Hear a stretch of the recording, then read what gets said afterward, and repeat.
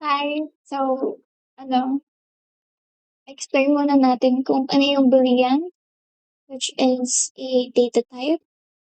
And a Boolean variable is declared with the bool keyword and can take the values true or false only.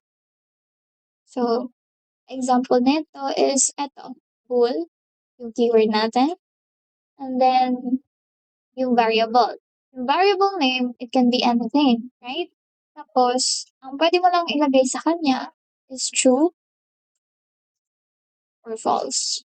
Okay? Now, let's take this for an example. Nakalagay dito sa first line is coding is cool is equals to true. Sa second naman na statement is bool coding is name is equal to false. So, dapat kapag see out natin yan, ang lalabas lang is true or false. I-run natin. Bakit? Ayan. Naka 1 tsaka 0 siya. Lagyan natin siya ng end line para makita natin yung difference. Ayan, 1 tapos si 0.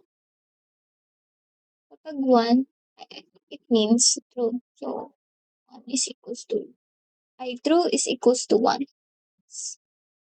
False naman is equal to 0. Ganyan lang po siya lagi. Kapag true, always 1. Kapag false, always 0 ang output. Gets? So, yun lang naman yung bool. Sa susunod na natin, topic is yung paggamit sa kanya sa operators. Lalagyan natin siya ng operators. Operators like plus, minus, equal, division, multiplication, yan lang.